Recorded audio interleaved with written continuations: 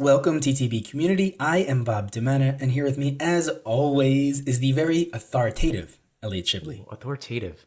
Now, why did you pick that one? Because I look to you as a good leader. I think you're a good leader. I think you provide good insight and have a good, good foresight on whatever it is you're doing. And I would follow you into battle, essentially. Thank you for that, Bob. Yes. Thank you. So our guest today is Nick Hines, and Nick is a freelance reporter. He's done work for Matador. He's done work for Wine Enthusiast, and we are going to be talking about his article where he developed the Great American Wine Trip, which is a cross-country road trip that stops at 15 different wineries throughout the U.S. And it is very COVID relevant and something you could do that is travel related right now during a global pandemic. So not only do we talk about the wineries, but we also talk about Nick's experience reporting on coffee around the world. So two of my favorite drinks in the world. Maybe I'll add water in there as well, because I really do enjoy a good glass of water. But this is another topic near and dear to my heart that I'm very excited we got to have, and it was a wonderful conversation. Yeah, it was. Before we get into the conversation, very briefly, I just want to run through what we have going on behind the scenes. If you are interested in traveling, which I hope you are by listening to this podcast, and want a little bit of help in planning your trips, you can do a few things with us. You can purchase right now video tutorials that were created by Elliot and myself, where we break down the multiple aspects of travel planning, everything from booking cheap airfare to understanding the navigation of a city, to getting insight on social norms and cultural norms and safety concerns of your destination. And it's broken down into this 5-part, 10 to 15 minute video series that you can now get through our website. And in addition to that, we can help you book airfare for cheaper, offering the opportunity to save you $200 on a ticket.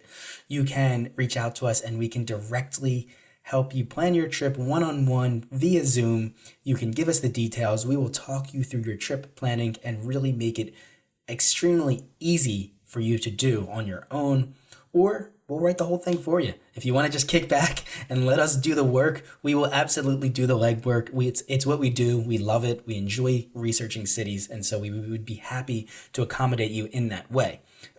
In addition to that, outside of the consulting services we offer, if you want to join the podcast and come on an episode with us, you can do that now as part of the Travel Roundtable series. If you are a travel influencer, if you have information related to travel that you want to share with us, submit your name, your email, and a bit of information about yourself to the portal on our Travel Roundtable tab on our website, and we'll get you on the list to become a panel member very soon.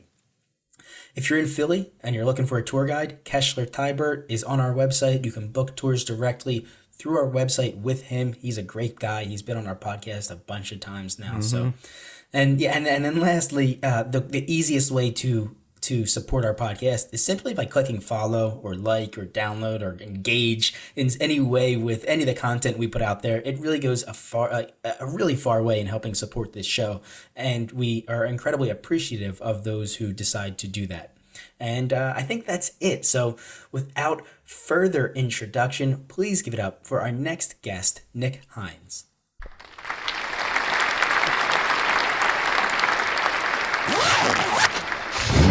Welcome to the Traveler's Blueprint. Start designing your next adventure.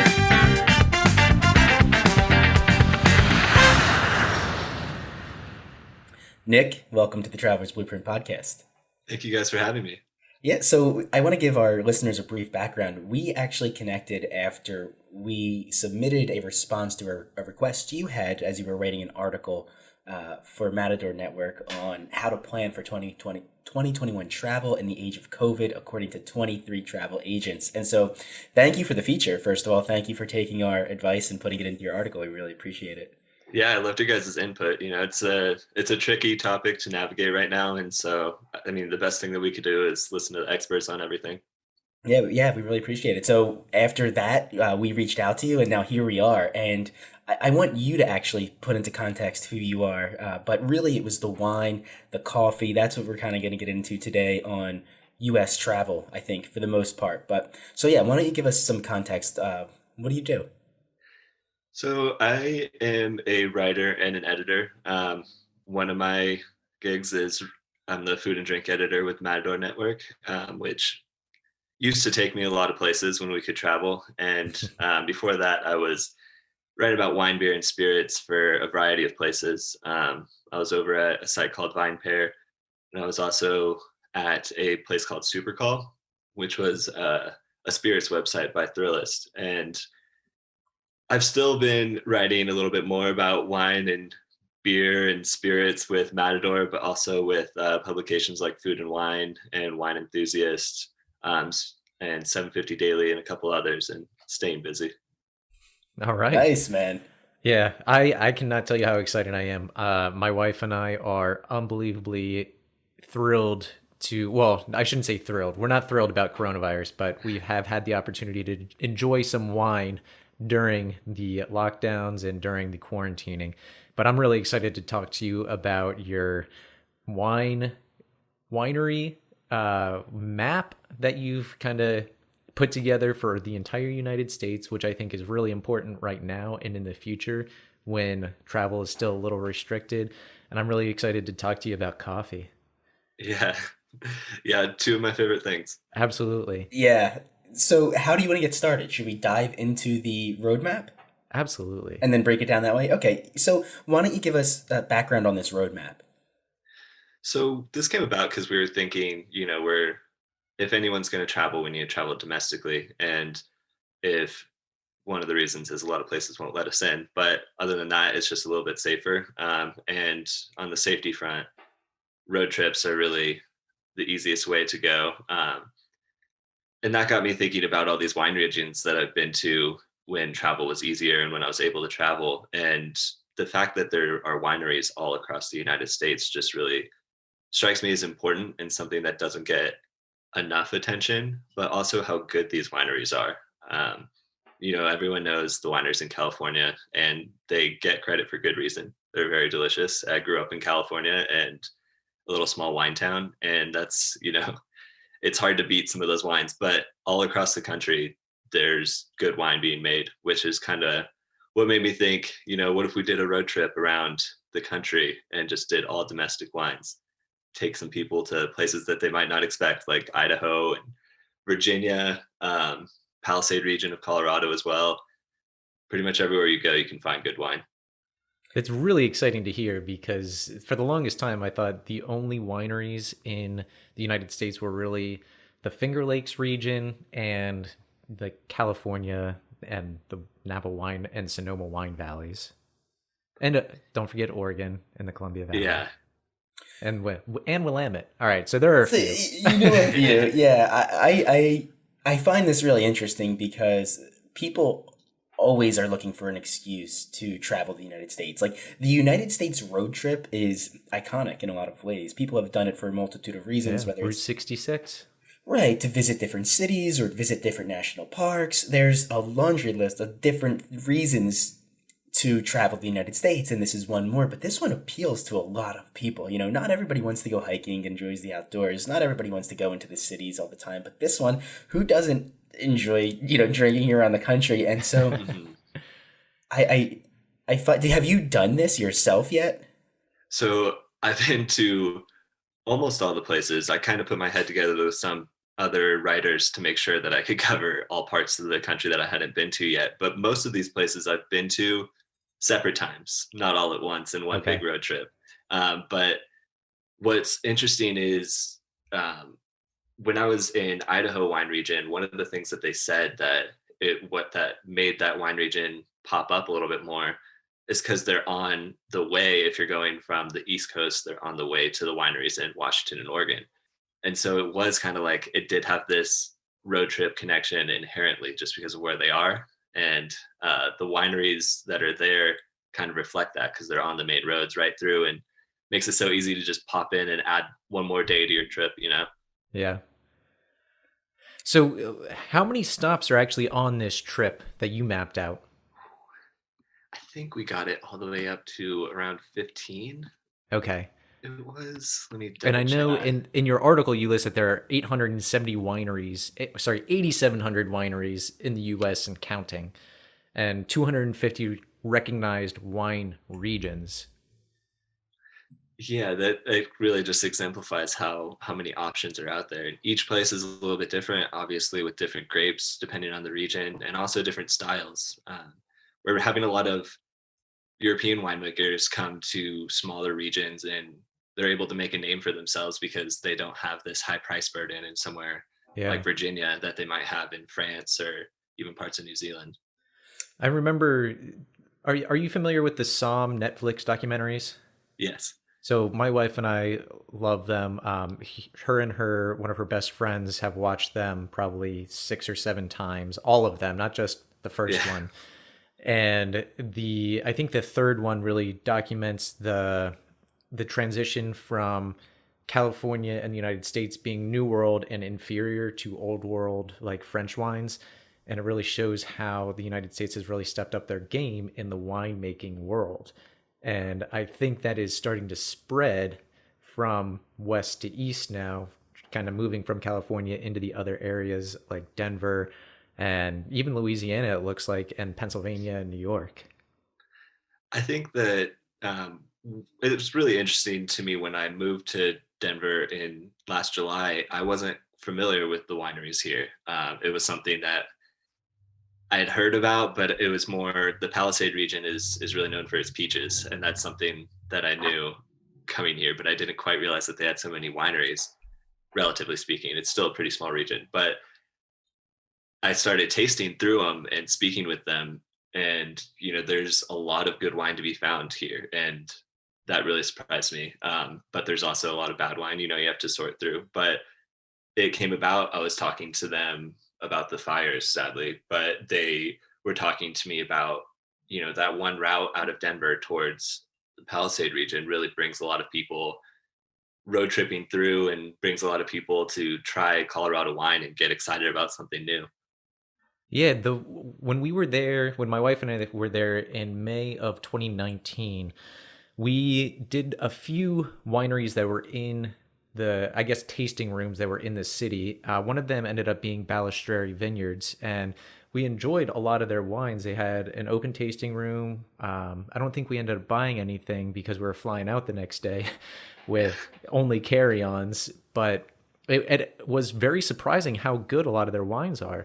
And one of the questions I wanted to ask is based on I guess, northern, southern, eastern, western, do you find that certain regions produce better red wines or better white wines? I think the biggest factor is more how far along the region is in its winemaking history.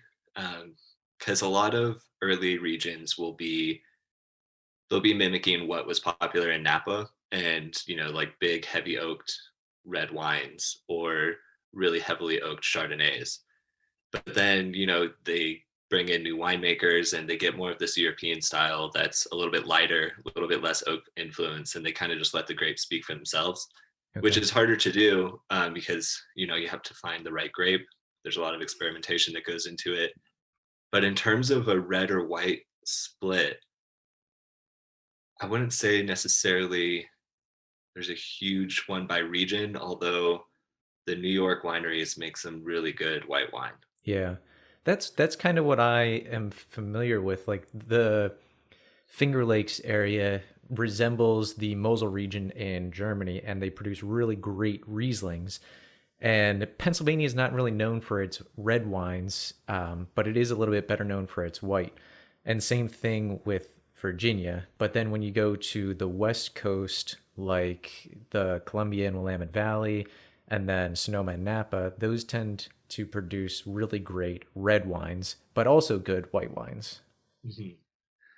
Yeah, I think also in Virginia, there's a very long history of American grapes there, and Okay. American grape hybrids. And I was there, I guess it was 2 years ago now, maybe a year and a half. Time has been flying by, but they've been experimenting a lot with a lot of different grapes. It's almost like they don't have a signature grape in Virginia because there's so many different things that they're doing. And it's a lot of fun. You know, you can go to one place, I believe it's Barbersville, has a whole slew of Italian varieties and red Italian varieties that are very good and very European style. And then, you know, you can go a little bit north to Early Mountain and they have some amazing red wines and very light style as well. But as far as you can get from like what you think of as, you know, classic American heavy oaked as you can get Yeah. at Early Mountain, but then there are some of those heavy oaked ones as well. You know, it's a little bit of everything. Can we regionalize the United States? Maybe break it down into different sections and say, for the Northeast, this is the type of wine you can expect. These are the types of grapes that this region produces. Just to kind of break it down into different categories. Is that possible? Yeah, I mean, I think it might be possible for California, and the Pacific Northwest is kind of the easiest place that you can do that. But with all these other places that are experimenting a lot and finding their own, um, it's a little bit harder to say this is what you'll expect there. Hmm. Which, you know, it can be frustrating because you want to be sure that you're getting what you like, but it's also exciting to see something new. You know, Yeah. I That is think one kind of cool. example Yeah, one example of that I would say is Pacific Northwest has, you know, their great Pinot Noirs, and a lot of the wineries in Idaho could have emulated that, and they could have got the grapes from Washington. They're right next to each other, and Snake River Valley like butts up against the states and Mm. everything, but they're kind of finding their own way and experimenting. There's a place called Split Rail down in Garden City, Idaho, and they have an amphora, which is, you know, the big clay pots that are used in the country of Georgia for winemaking, and they're experimenting with beer and wine hybrids and have a fooder, like a giant barrel, um, and you know that's not something that I would expect in the middle of Idaho. No, So it not at just kind of all. just kind of goes to show you that there's a little bit of something everywhere. In some of the wineries you visited, do you notice a lot of the wineries trying to use their own grown grapes, or do you see them using a mix of grown grapes and grapes imported from either New Zealand, Australia, or Europe? Not so much grapes brought from out of the country, but a lot will bring in grapes from more known regions. Okay. A lot from California and a lot from Washington area as well. But you know, there's a lot of places that are trying their darndest to make grapes work in places that you wouldn't think grapes could grow, like high desert or, Yeah. you know, humid south. Yep. And for those listening, if you've watched the second psalm, which is my favorite because it really talks about the growing of the grapes for the wine making. And it's really the soils and the climate that make the wine. And no year is identical, which I think is the absolute coolest thing because wine really is fleeting in terms of what is good and what is bad. Because you can have a great year 3 years in a row and then have a series of 10 horrible years just because it rained too early or the frost came too late. Yeah, and sadly also fires have been factored into that as well, with you're losing some of these years, some of these vintages in Northern California, now Oregon as well. Colorado had was hit by this was probably when I was speaking to some of the winemakers in Colorado, they were saying that this is the first time that fires have really impacted the grape growing there, just because it is kind of a newer region, and you know they're figuring it out, doing a lot of testing and everything. But sadly, that's come into the factor as well of what you were talking about with the soils and the weather patterns and everything. Yeah, It is very Columbia. much time and a place. Yeah, Columbia Valley. When my wife and I were in Portland in May of 2018, that the fires kind of had jumped into the Columbia Valley from like the Mount Hood region, and it was impacting a lot of the wine growers there. And we stopped at a few wineries outside the city, and every single one of them seemed to be impacted by it. And it was just kind of sad to hear.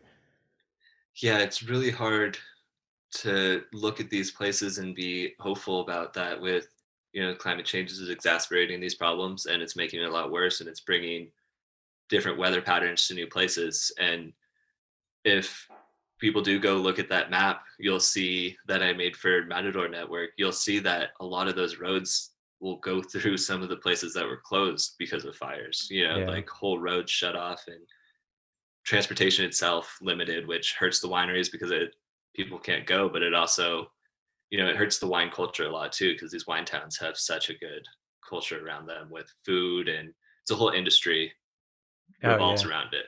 Yep. Bob, you were up in the Finger Lakes region earlier this year, right? September. Yeah, we went in place of Italy. So we spent a week up in the Finger Lakes. It was the second time that I went with my wife. We love it there. It's a beautiful little getaway.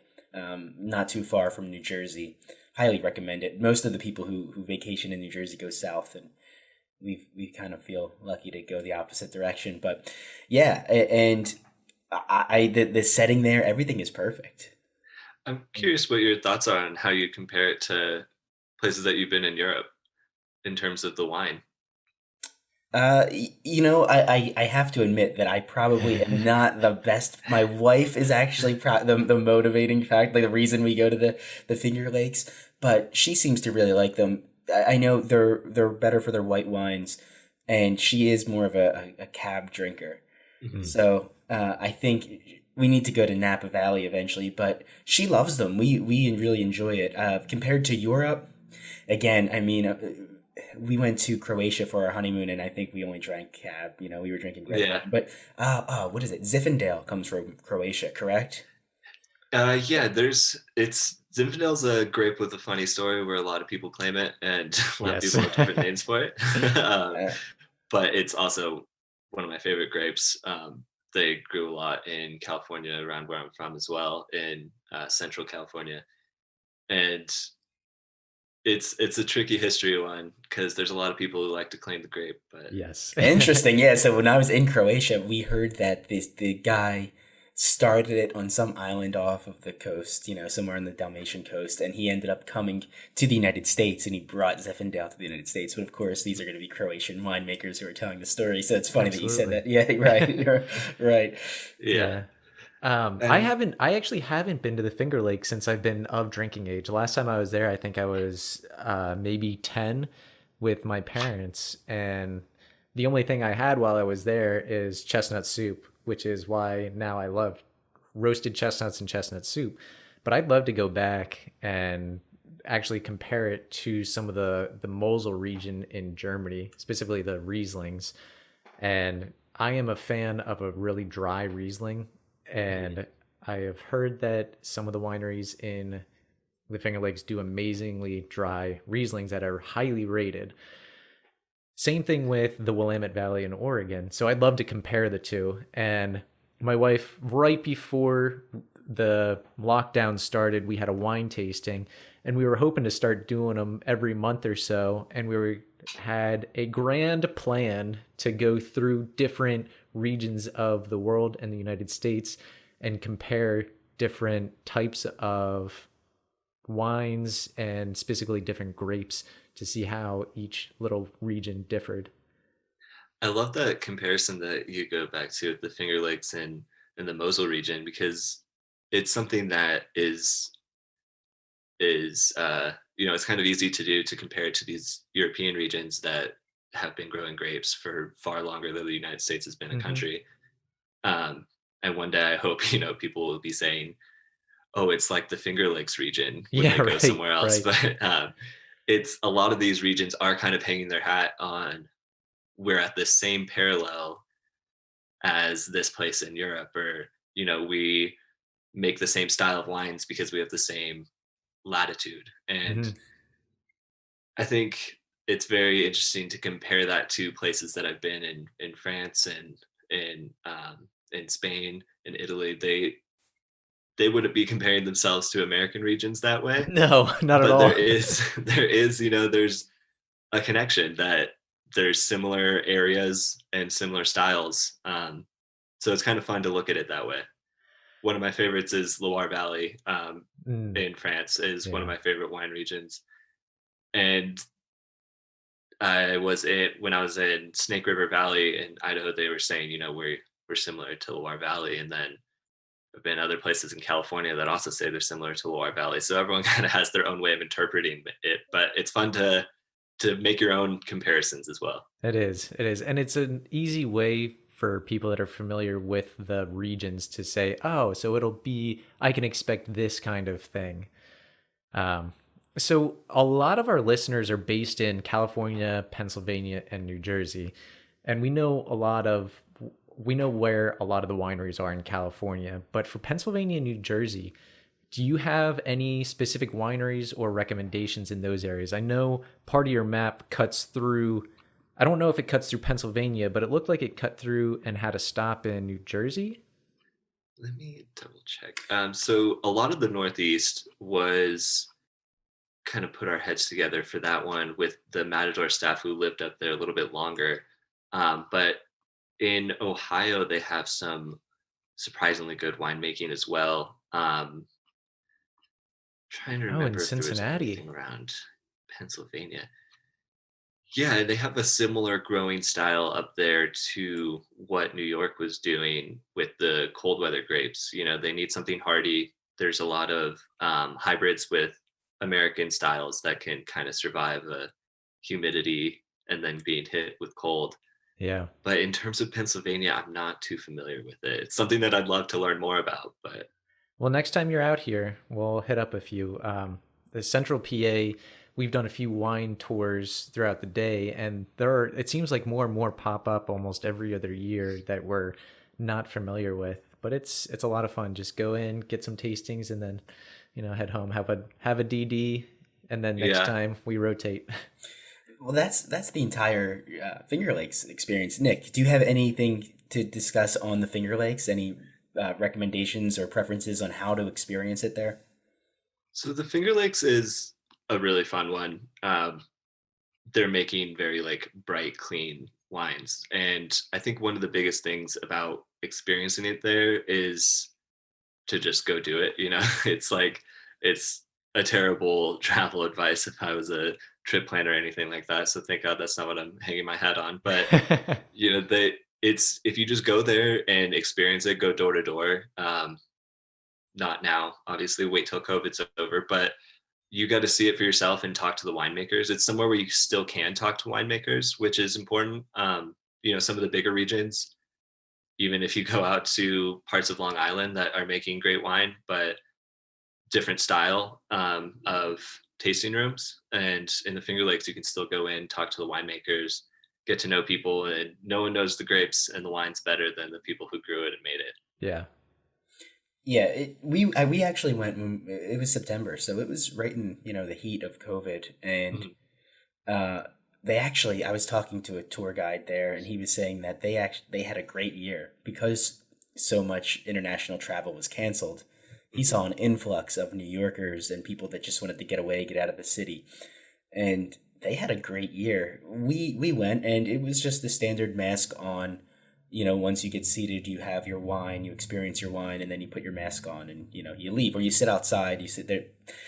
We were fortunate to have beautiful weather the entire time. So we spent a majority of it outside and experiencing it that way. But yeah, the nice weather definitely helps when, these tasting rooms, it's hard when wine tasting is such an intimate experience. It's face to face. It's, you're talking a lot and you're sipping and swirling and sometimes spitting, which is all things that aren't great right now. But like you said, like these places that are opening up their outdoors and they're adapting and they're figuring out ways to do it, it just shows like how resilient some of these places are. Mm-hmm. Yeah, regardless of actually visiting a physical location, my wife and I have been using this app called Last Bottle, and it's basically extremely discounted nice wines, and they're only available, and you have to be the first one, or they only have like 10 to 15 bottles available of it, and it could be $150 Cabernet that is selling for 30. Mm-hmm. And every once in a while we'll look at it, we'll pick one up, and then we'll add it to our reserve, and then find a special occasion to use it. But it's been the summer of wine. Last year We deemed 2019 20 wine teen, and Oh, we only made it through May, basically until we got to Denver, because Denver had too many beer options.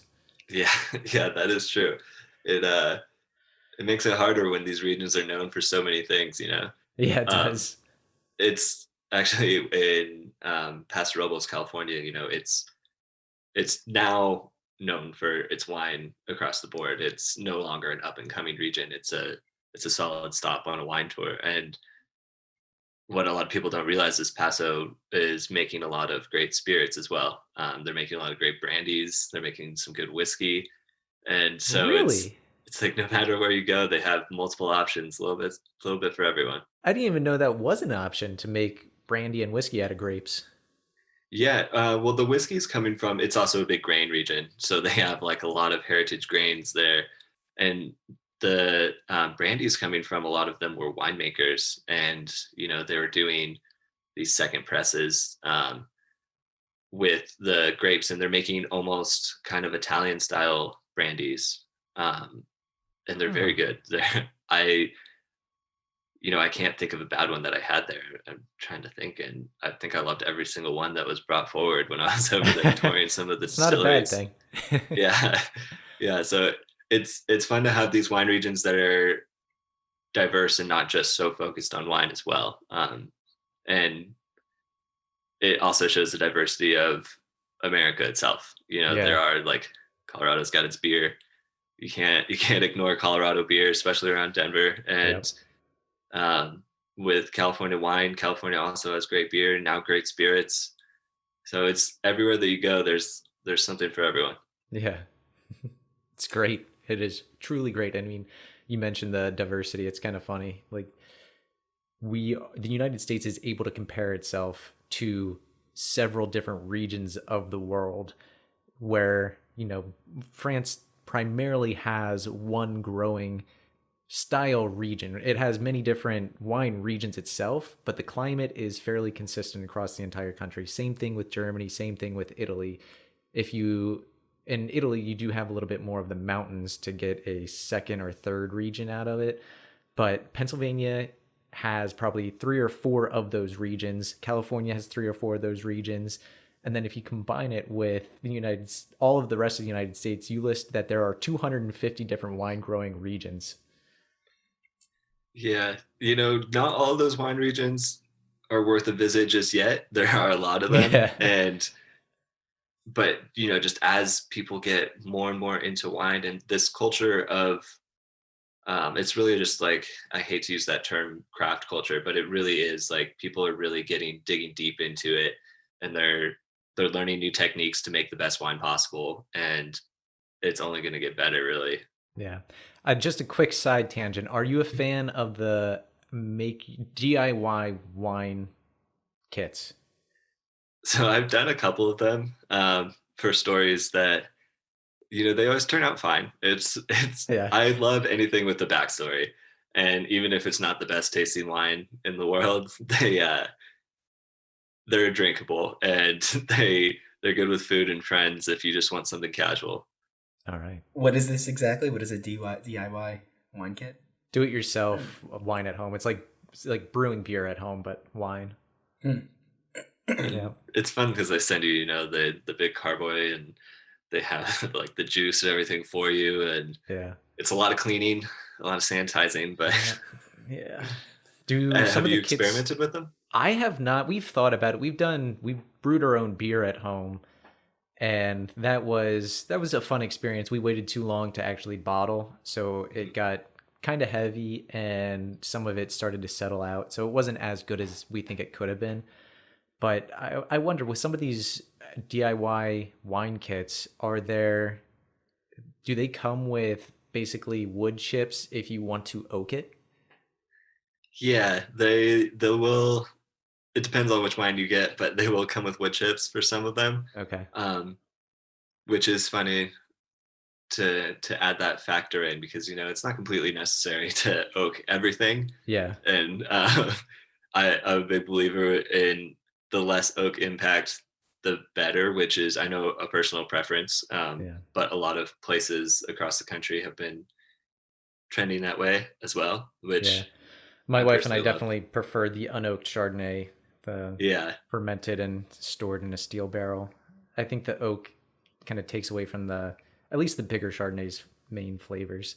But the one question I want to ask you before we move into coffee is what is your favorite wine region in the United States? And then to tag on to that, what is your favorite varietal? okay. I am going to be such a homer here, but I grew up in a small town called Lompoc, California, just north of Santa Barbara, and it's the Santa Rita Hills region. And they are making actually some of the best wine I've ever had. And I know it's because I grew up drinking it, and it's because it was always on the table for me. But I haven't been back to California, to Lompoc to visit or anything for, I don't know, like 8 to 10 years or something. And I still, whenever I see a bottle, I pick it up. If it's from Santa Rita Hills, Yeah. it's got to be the best wine. And it's a fine place to visit as well. Lompoc, not so much. They have a little wine, they call it the wine ghetto, where they have a bunch of winery tasting rooms set up so that you don't have to go out to all the vineyards. But Oh, it's that's it's nice. got some of the best wine, I think. And in terms of grape, um, I would have to say Pinot Noir is the one that I always go to first. Okay. But it's also really easy to mess up. So I don't always get it when I'm going to a wine region I'm not sure about. I really like to talk to the winemakers and talk to the people who know areas the best before I dive too deep into a grape. I always find the more you can lean on the locals and the winemakers, the better experience is going to be rather than trying to force your own taste onto a region. Yes. But I do think I lean towards Pinot Noir, but also some Italian red varieties as well. Okay. I like those tart wines. Is Yeah. basically anywhere along that I'll fall into. Okay. I one of the regions I want to visit because it is my favorite and it produces my favorite wine is the Mendoza region. I love Malbec. Hmm. And there are very few foods that I will not drink it with. And I mean, there I won't have it with like a white fish, but Yeah, but I will have it with like salmon, with pizza, with burgers. It just pairs so easily with a lot of different things.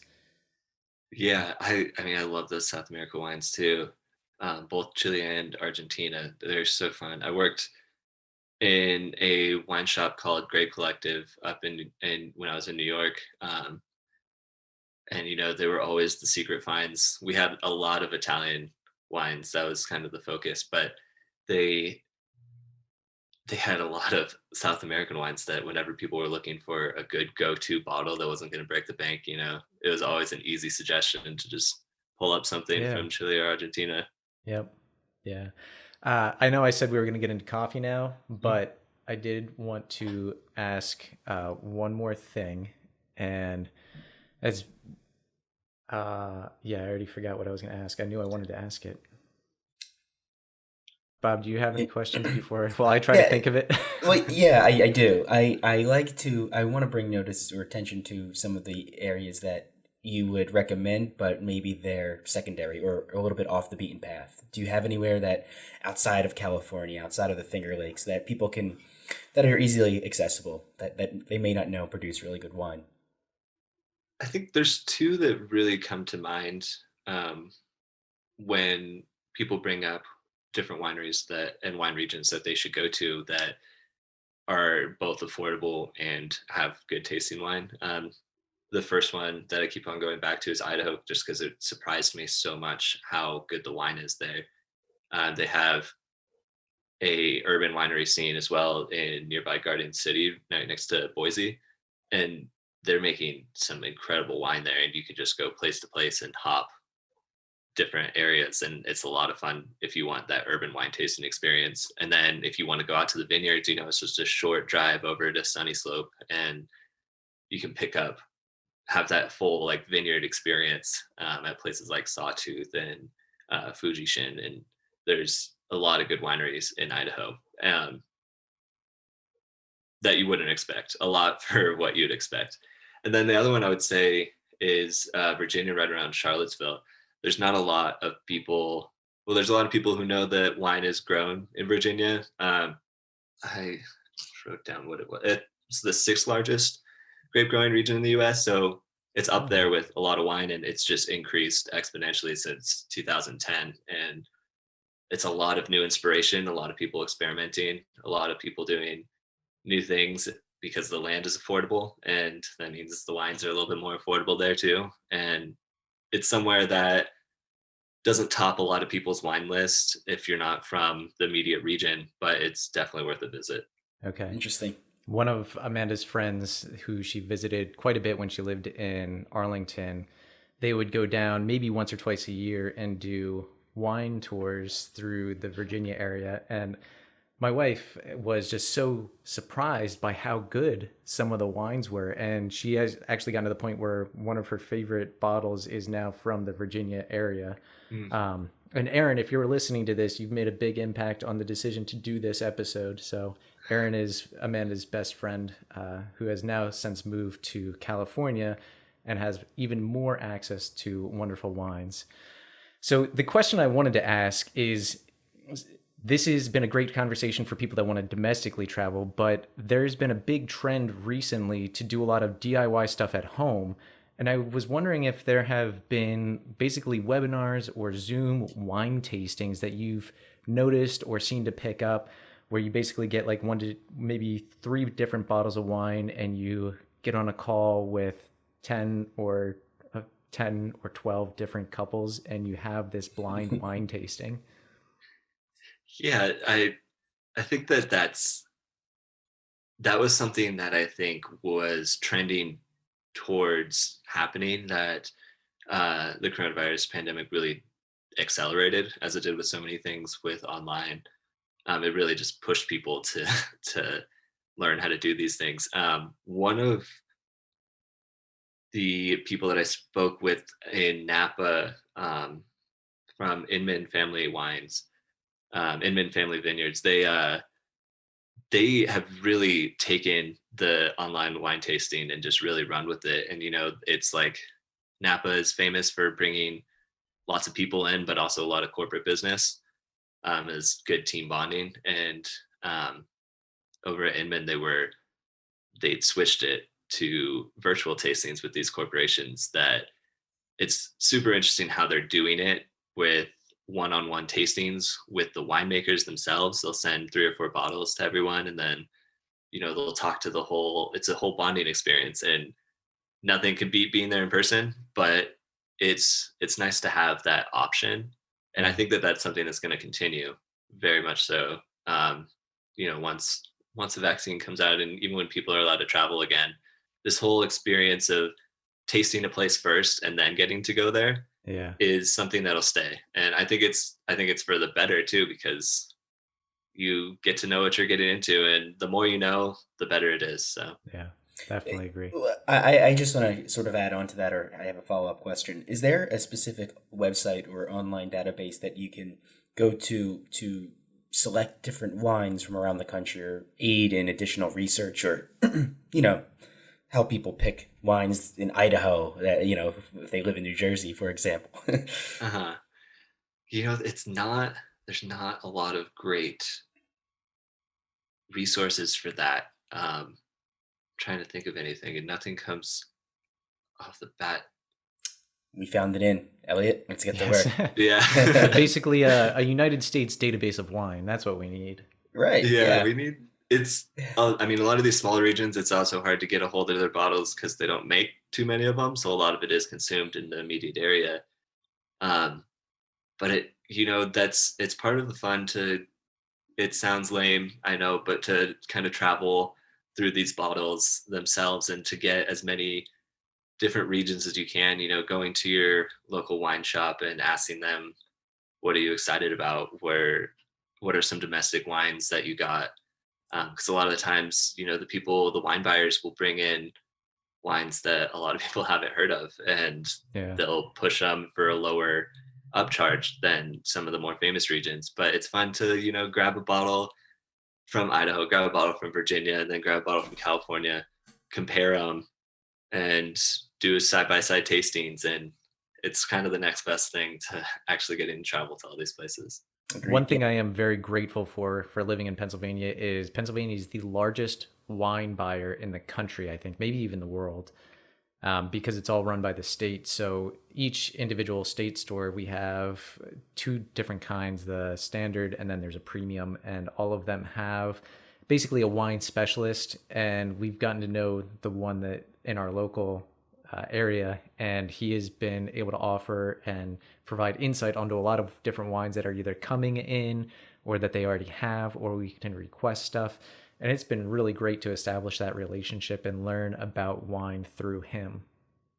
Yeah, I don't think it's super well known how much these people at wine stores know. They really know their stuff. They taste through their bottles that they get.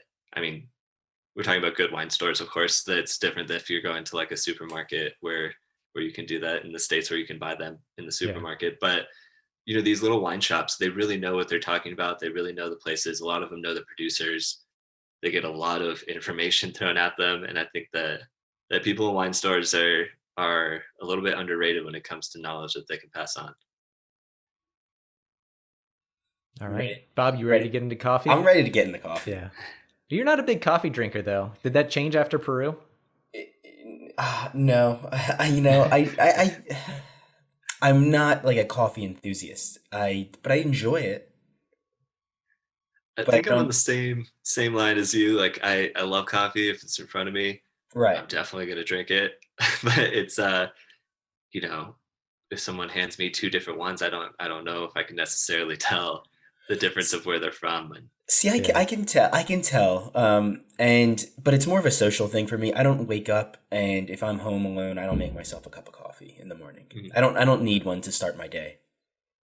I'd say I'm on the far opposite spectrum. I absolutely love coffee. If I had the choice between coffee and wine, it probably would be coffee just by the sheer amount of volume. I think wine ultimately ends up bringing me more joy because it's definitely more of a social thing for me. I know coffee doesn't have as much complexity as wine. It doesn't change year to year like wine does, but I just love being able to sip a cup of coffee throughout the day. And I will drink coffee from the moment I wake up to an hour before bedtime. What? You more power drink to you. an hour before bedtime? Yeah, not and now I should note, let me put a footnote on that I don't drink like 128 ounces of it a day. I drink coffee very slowly because I enjoy it. I don't use it for the effect it produces. This is something that I would love to be so gung ho about coffee, and I've tried I've tried a lot. I don't have a great caffeine tolerance. It doesn't take Ah, much for me. But a lot of these coffee, like we're so far into coffee culture in the United States that it's really breaking down into like regional roasters and different mm-hmm. styles and everything. And it's exciting to be able to taste all these things. It is. And I I know coffee has a very specific region to grow in, and you cannot grow it outside that region. It's basically between the tropic lines. So there's only 46 degrees of latitude that coffee can grow in reliably.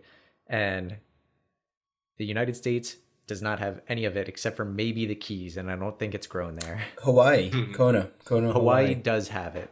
Yeah. But everything else in the United States does not have the potential to grow good coffee. So I think some of my favorite regions that I would love to travel to and actually see the coffee growing and be able to see the process are like Ethiopia, Indonesia, Peru, Colombia, and maybe Papua New Guinea. I think those are the Cuba. five. Cuba Mine has is great Cuba. coffee too. But Yeah. those are the five largest regions. I think Venezuela is also one of the top 10. But you can really tell a difference between a Tanzanian peaberry and a Peruvian dark roast. Mhm. And I love that difference. And for anyone listening that loves coffee, it is and you get it from Starbucks. Starbucks is almost always a little burnt, which kind of takes away from the flavor. And if you're not familiar with the effects of roasting on coffee, the darker the roast, the less caffeine there is. The lighter the roast, the more caffeine because it doesn't burn off. And when you get a dark roast, the dark roast is you're getting more of the bitterness and the roast flavor. When it's lighter roast, you're getting more of the natural coffee flavor. So I have always been and will always be a light roast person, and I will almost always go for a black coffee over like a latte. I'm curious how when you go by region, do you have specific regions that you prefer for coffee I growing regions? I do. I definitely prefer for the most part Western coffee.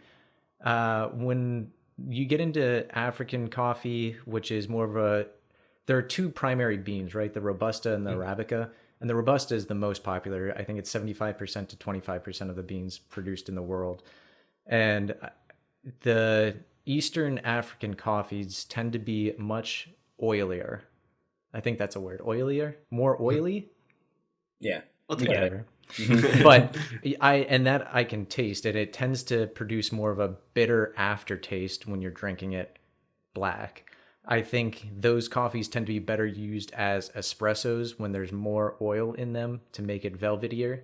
And then when you add like a steamed milk or some foam to it, then you really start to tone down some of the flavors and get a little bit less of that jitteriness because they tend to have a little bit more caffeine density. The coffees from South America, I've noticed, are a little bit, I would say, drier in the sense of wine. They're drier with a little bit more coffee or chocolate flavor, which I love.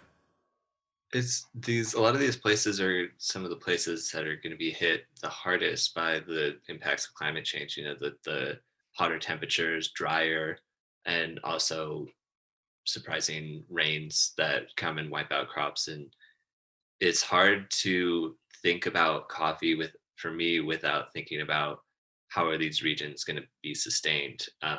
I've spoken with people for both coffee and for chocolate, which is for the cacao regions, they're having similar issues, both industries, because they're grown in similar areas and climates. And those regions are shifting, and it's gonna push people into places to rainforest that needs to be there. It's gonna lead to deforestation. It's gonna lead to a lot of loss of jobs and people who stake their whole livelihoods on it. And I think with coffee, you really have a chance to support the people who need it most, and to support sustainable growing, sustainable roasting, importing, both on the environment side and on the people side. I think that's not talked about enough, is the sustainability of the workers who are making it happen, because a lot of the times they're not paid the best wages and not the best living conditions. But there's very responsible sourcing out there if you just dig into it and talk to people. Yeah. I think, Bob, you were the one that sent me an article about the economics of coffee and the breakdown of pricing from the grower to the distributor to the importer to the roaster, and then what the final price is once it reaches your cup if you buy it off of a shelf at a supermarket versus buying a latte or an Americano at coffee shop. And it's really interesting to see how many people are truly involved in that supply chain. One of the things that I learned about when I took a trip to Costa Rica, which is also a great growing region, my professor that kind of led this trip, he has never really had a lot of coffee in the United States, at least. But when he travels to the actual growing locations, he will drink coffee. And I learned something that I thought was I thought it was not fake, but I thought it was like a myth about coffee. And that is, when you have mass produced ground coffee, there is the potential to have an acceptable level of cockroaches ground up in it. And it is completely true. And some people have an allergy to cockroaches, which gives them sores in their mouth. So that is the main reason he didn't drink coffee. So, yet another reason to purchase some of the coffee grounds directly from the producer and get them as whole beans. That is so interesting. I'd never heard of that. I mean, I believe it completely. That makes perfect sense. You see Yeah. it in winemaking as well. You know how many bees get stuck in that in the Right. grapes as they're fermenting. There's a lot of animals or bugs that we've been eating and drinking that might surprise people. Yeah. So, if you're vegan or vegetarian, I don't know if that makes a difference if you're allowed to eat insects. Yeah, Drink them. I'm not sure. Hopefully that won't change your mind. Yeah. But there are so many coffee subscriptions out there. My wife and I have had a coffee subscription for probably 2.5 years now that we got for Christmas, and then we kept going. And they're basically they're a little bit more costly than getting your Maxwell House or Folgers, but you're getting it almost directly from the source with maybe half the amount of people cut out of it. You're buying directly from the roaster who either bought directly from the producer, or there may be one or two more people involved in that. And it's really nice to have that direct interaction. I'm wondering what is the subscription that you have, We use Mistobox. and did they do it region specific, like different shipments or different regions, so that you get to compare? You Or you can basically separate what you want your subscription to be based on type of roast. If you want to have a lighter roast versus a darker roast versus an espresso bean, you can make your preference on where in the world you want it from. If you want Eastern Africa, if you want Southeast Asia or the Oceania area, or if you want the Caribbean or South American or Latin American. And when we first started it, we were very much just like, all right, let's just get light roasts. That's the only thing we really like.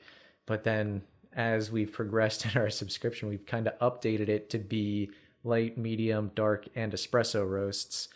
And we just recently bought an espresso machine with the lockdown because we have always loved going to coffee shops and drinking a nice steamed cup of either a cappuccino or a latte and having a chat. But now we don't really do that anymore because in the to-go cups, you don't really get that nice little latte art. So we've been doing it ourselves in the morning, and it's been really nice. I love that, and it's similar to how we were talking about with wine, with tasting different regions to learn about it before daydreaming about how to get there and everything. One of the coffee clubs that kind of introduced me to learning more about it and reading up about it is Atlas Coffee Club, and they send a lot of information with their coffees, which helps a lot That's awesome. to really get to know a region. And it's all gorgeous packaging and it's very Yeah. well put together. And but the amount of information that they give with the coffee, I think, is so important to learn. I think it's always important to learn about what you're drinking and what you're eating. You know, Mhm. it's not just coffee. It's never just a food or a wine or a beer. It's, you know, there's a story behind it. And I think that's so important to learn about. And those coffee clubs really help with learning. Yeah, yeah, it is. It's kind of nice. And we, as a society, I think have kind of shifted away from knowing where our food comes from. All right, there was a study done maybe 10, 15 years ago where researchers asked children who were maybe in third grade where cereal comes from, and they said the grocery store. And Yeah. that was the extent of their knowledge. And knowing where your food comes from and who makes it gives you a much more intimate connection to it and a better appreciation of what it took to bring it to you. hmm I mean, it can be hard to do it. It takes it's takes a lot of time to learn about everything that you're eating and drinking. And you know, that's a luxury and privilege to be able to have that information and have the time to actually soak it in. But I do think it's very important to just do it when you can and start doing it early. And you know, it's kind of disappointing to hear when people don't quite know what they're eating and drinking and where it's from. Yeah, But you know, it that's is. It is. I think that's starting to change, though. I think there's yeah, definitely a lot more awareness, especially after documentaries like Food Inc. Michael Pollan's been a huge proponent of knowing where your food comes from and knowing what is safe and good to eat compared to what you should probably avoid. Hmm. Yeah, well, Nick, do you see a trend in that at all? Like, being writing about food and wine and beverages and spirits, do you see or do you have any insight on trends for that industry in the United States? Yeah, I mean, I completely agree that it's increasing. Transparency is going up a lot. It's a little bit hard to judge on a broader spectrum because I do feel like we all get into these bubbles, where in my bubble I know a lot of food writers, a lot of drinks writers, and that's kind of my audience. And of course, these people know where their food and drinks are coming from and everything and their backstories. And so I'm wary to say that it's an overall trend, but from what I've seen, it is increasing transparency, and all these documentaries are really shining a light on that. But I do think everyone should be aware of the bubble that they're in and know that it Yes. doesn't translate all Yeah. the time. Right. Yeah, I think it kind of runs parallel with health, which I also think is trending upward. Mm-hmm. Mhm. Not I, only I not only physical health, but also mental health. Right. yes, Right. Right. definitely. And they I'm hoping that this trend is dying, but the whole idea of like healthy alcoholic drinks and healthy cocktails and stuff like that, it just needs to go away. That's like We the just need idea to of a focus healthy on French fry. What's an example yeah. of a fake healthy drink? What it's trying to be passed off as Michelob healthy? Ultra. It's the fitness drink. Right. Okay. Okay. Or like the White Claws, are they being Yeah. passed off as healthy? Yeah. I I think I see it most in cocktails. They'll add, like whatever the latest trending health ingredient is. They'll like throw turmeric into a cocktail and call it health uh, boosting. And it's Yeah. kombucha vodka club. yeah, Yeah, right. it's still a Yeah. drink. They have time and a place, everything in moderation, but just got to Mm-hmm. be transparent and honest about it. Yeah. Do you have any information on the industry as it's going to merge with marijuana and cannabis? Do you see any cannabis wines and cannabis beers and coming to light? I think that's one of the most exciting things, and a big reason why I'm very happy to be in Colorado now, with how much is experimenting.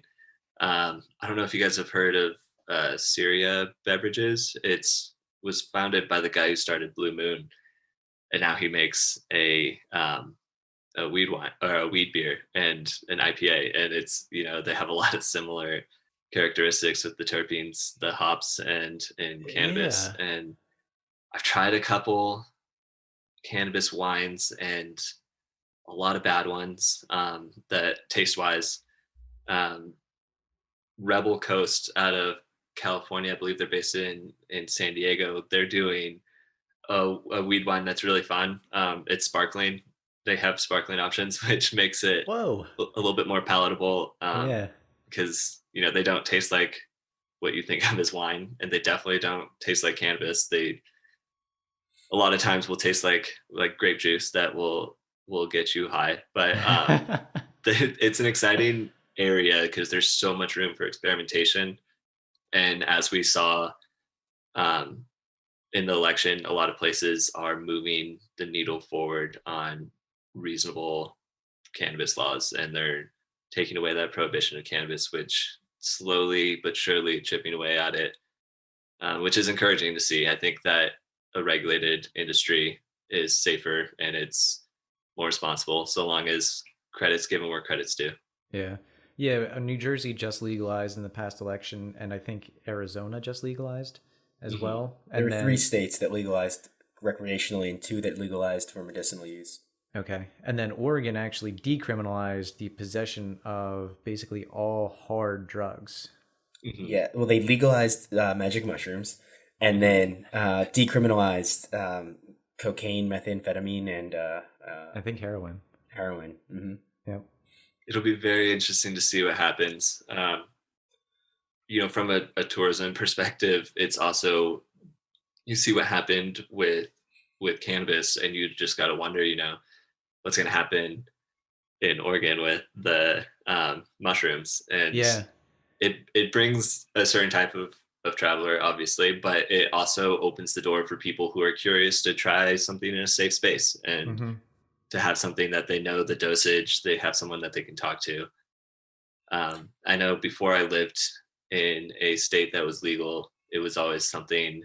Cannabis was always something that we'd try out everywhere that we went that was legal, and it was a fun part of. We just set aside a day or two and make it just like the drinks.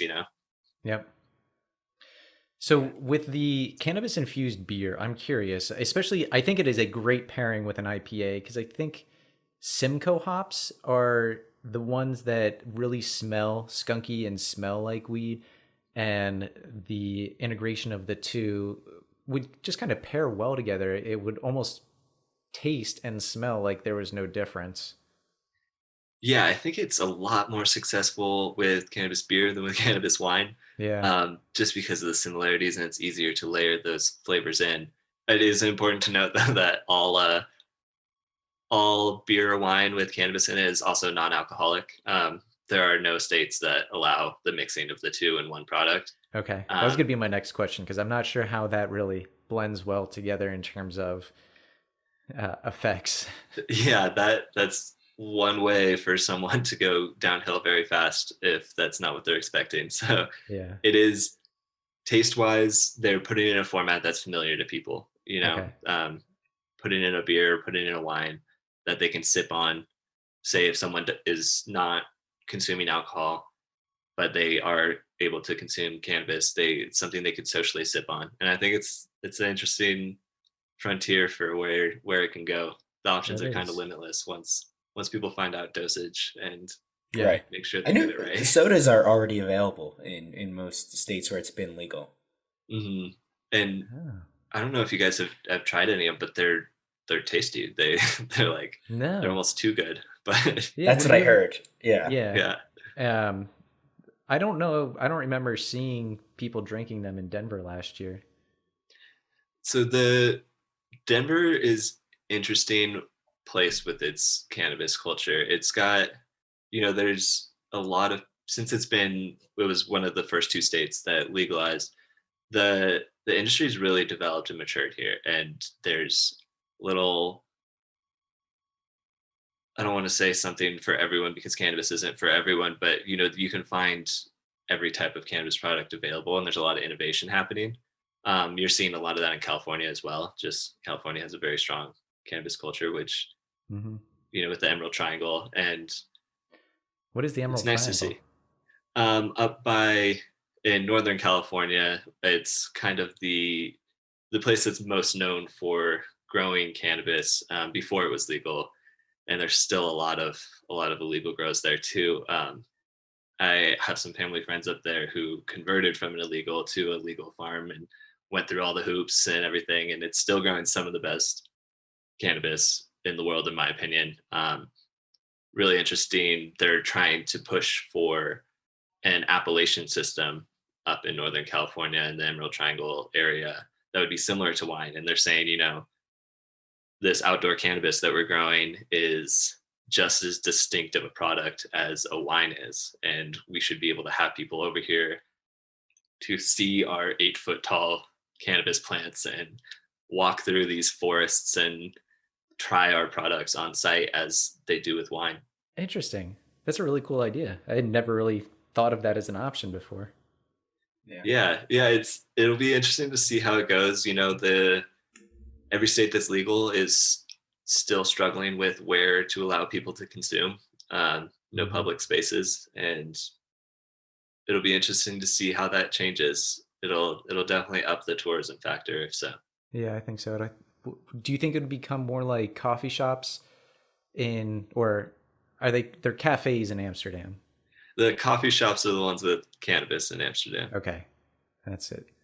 Yeah, I mean, it's a very specific culture in Amsterdam that they have that's hundreds of years in, and has its own loopholes and sets of laws that are interesting to try and navigate. um, but I think that in America, it's going to have kind of its own path. It's kind of going to chart its own way, and I think this is one place when we were talking about wine when we said places compare themselves to Europe. I think that this is one area where, as countries open up to cannabis, they'll be looking to the US of how they're handling it, Okay. is my hope, at least. I mean, I think that the cannabis scene in Denver is incredible. There's so much information and knowledge here, and everyone's so helpful about it. And in California with the Appalachians, it's amazing as well. So I'm excited to see what's come for that. I Interesting. am too. Yeah, me too. All right, Bob, you ready? Yeah, let's do it. So, Nick, as we come to a close here, we have our rapid fire round, which we did not prepare you for. We're going to give you 12 questions, which, if you can answer as quickly as you can, some of them are goofy, some of them are related to travel, but it's always fun to do this to our guests. So, Elliot, I guess you'll... It's our next victim. Right, exactly. So, I'm going to get started. Nick, what is the first word that comes to your mind when you hear the word travel? Fun. It's just lifestyle fun. What home comfort do you miss the most while traveling? My dogs. Always my dogs. If you could swim in any liquid, what would it be? Whoa, this one threw me off. All right. I would love to try swimming in wine. It would be... I think that's appropriate based on the conversation we had. It's on my mind. Yeah, I've thought about that. Would it be like a sparkling? I was thinking like a heavy red, almost like a spa. So not too much swimming, kind of just relaxing. A nice oaky red, yeah. Yes, in a barrel. Yeah. Pick 2 animals that you would like to see fight. Oh, 2 animals. Let's see.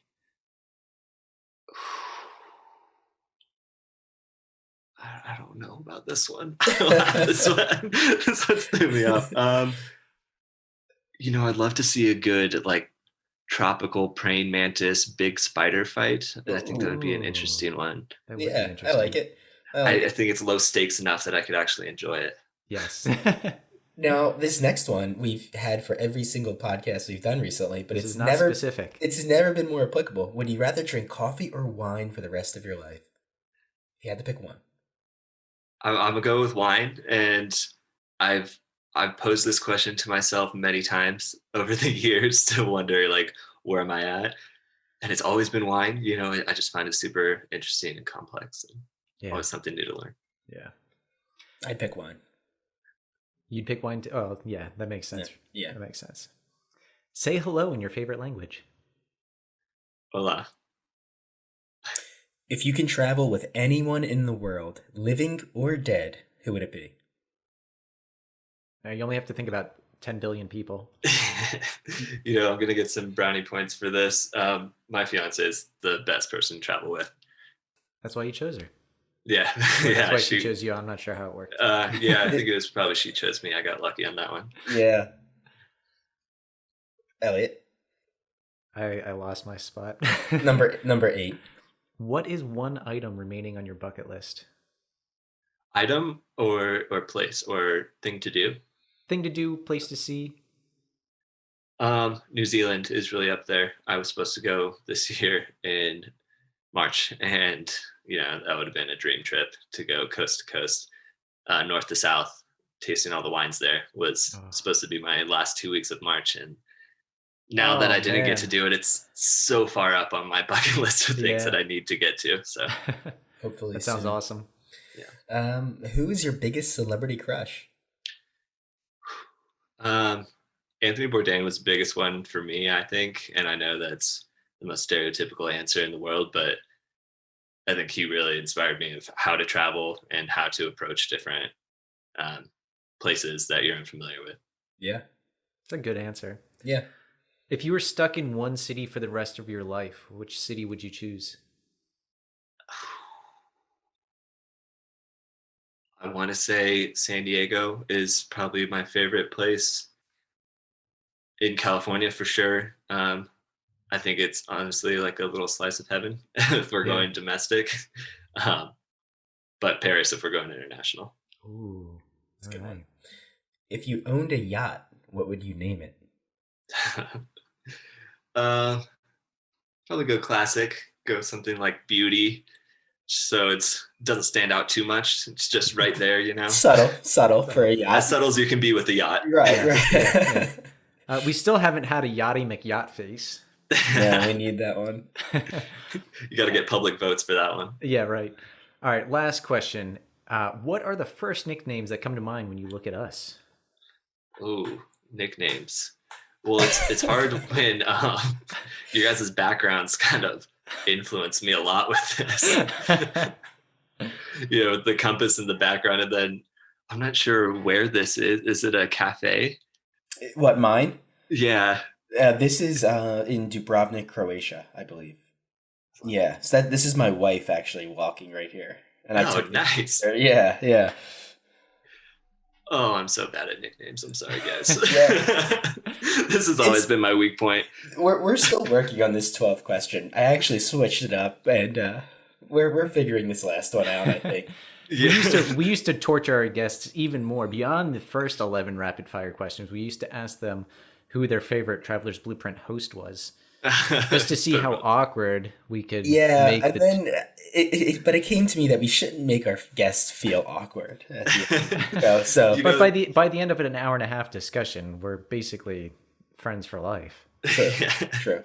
These are always the my favorite part of listening to these is when you get to catch the host off guard. It's not so fun being on the other side, of course, but I do love them. Nick, thank you so much for joining us today. It has been a pleasure and very informative talking with you, and I am definitely going to be considering taking that route and maybe adding to it. Yeah, definitely. We really appreciate it. Before you get off, why don't you give us some information, your website, where people can reach you, social media, whatever it is you want to relay to our listeners. Yeah, you can always find what I'm doing on social media at NickolausHines.com. It's spelled NickolausHines. I have a strange spelling for my name, but it's helped with SEO purposes and get to keep my full name for all my handles and everything. So very important. I appreciate you guys giving me the time for this. It's a fun talk. Yeah, thank you. It was awesome meeting you. You as well. That was such a fun conversation. I really enjoyed talking with Nick. And I will probably take Nick's map and expand it and try to get a winery in every state and make it like a camper van style 3-month vacation. Like a glamping with wine. Yeah. Oh, yeah. I like it. I like that idea a lot. Yeah. So part of my retirement goals, so if I don't get to do this in the near future, part of my retirement goals with my wife is to either buy or rent an RV and explore both North America. I guess all of North America and then go from there. But wine will absolutely be a priority. My wife is a big wine drinker. So I imagine in addition to making her sit through the line to see Mount Rushmore, we'll also include wineries. And this is a good starting point. And I think we'll definitely be incorporating this into our retirement plans if we don't do it before then. Yeah. And maybe we'll take on last week's episode, and maybe by then we won't even have to drive. We'll just be drinking wine as the van drives itself. Dude, like a fully autonomous RV. So it's essentially an autonomous hotel that you can just drive the country in. It'll take you to a winery. That's incredible. The future is looking brighter and brighter every day. Never have to DD again. No. So, thank you for listening to the podcast. If you want to contribute in a financial way, you can donate $1 a month, less than a cup of coffee per month to the podcast through our Patreon account. You can do more than that if you like, and we would obviously be very appreciative of that. But if you go to our Patreon page, which you can find the link to in our show notes here, and it's on our website, and you're considering doing that, I mean, we would be incredibly grateful for that. So in addition to that, if you want to contribute in a non-financial way and you want to simply like or share or comment on our Instagram post or give us a review on iTunes, that's a big one actually, we would appreciate that. It is a struggle being a small indie podcast trying to battle the corporations that are now diving into the podcast world. You have Travel and Leisure and National Geographic and Condé Nast who are creating these travel podcasts with big financial backings. And they're hard to compete with. We don't have anywhere close to the financial backing of those types of corporations. So your It's contribution, literally just Bob and myself. it's just the two of us. Yeah. And we both have full-time jobs. We do this for fun because we genuinely enjoy it. And that's really the motivation behind it. So if you want to contribute, please do. And we would be forever thankful and grateful for that. So thank you for being a fan of the podcast. Thank you for listening, and tune in next week.